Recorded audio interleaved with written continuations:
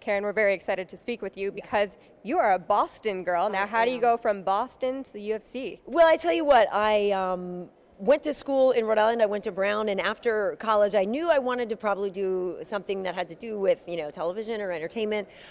Went to New York, started working there at MTV and different places, and ultimately found my way into sports after doing entertainment. But I tell you what, I got Kenny Florian here with me, so we've got two Boston fans. So a lot of other people don't really like the Patriots, but Dana White also does. So the three of us love to gang up on everybody. Yeah, no, it's good. It's good. Boston fans obviously have a lot to be excited about with the Patriots, with the Celtics. Now, what would you say about their interest in UFC? Well, I have to say, it's definitely a good town for the UFC. So a few years ago, we were there at the Garden, and Conor McGregor was fighting, and he wasn't even the main event. This was before he was as big a deal as he is now. But I remember for me walking out there at open workouts, I was like, I'm on the parquet. My God, Larry Bird played here, MJ, all the guys. So I actually got really excited about it. But I remember, obviously there's so many Irish in Boston, and so when Conor came out, it was incredible.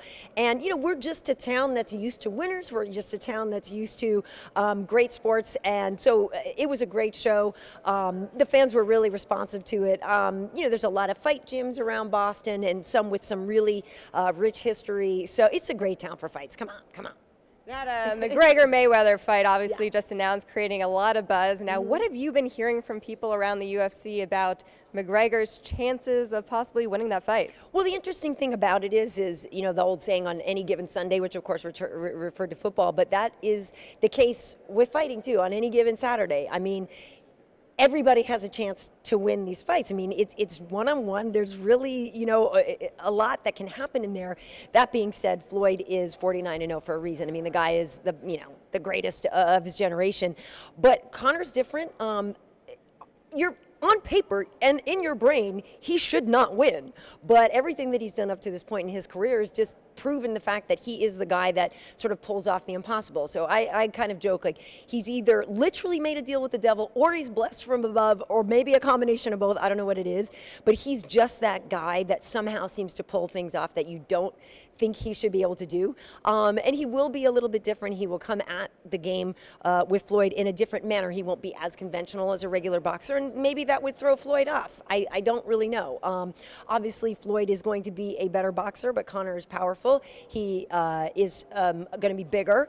I mean, you just don't know. To be honest, though, even if he doesn't outright win the fight, if Conor can make it several rounds, if Conor can even win a couple rounds, that in and of itself will be a victory for him, and I think for a lot of other MMA fighters to just kind of get a little bit more respect. Well, we'll have to wait till August for that one, but one we don't have to wait too long for is UFC 213. Two title fights in this one. What are you most looking forward to about covering this fight? Well, I have to say, same as last year, it's kind of great having the women in the main event, I'm not going to lie. There's something really special about that.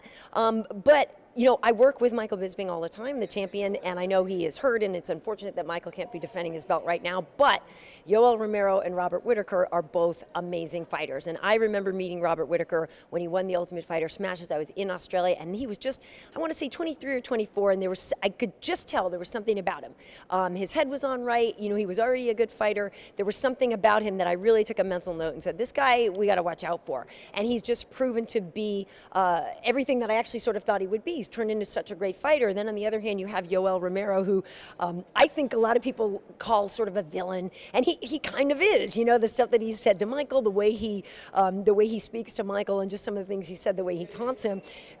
He's a good bat guy. Do you know what I mean? So stylistically, they are both very, very, very high level, and I really don't know who's going to win that one, but I like the drama that they both bring to it, and I like the idea that one of these two will end up fighting Michael. So.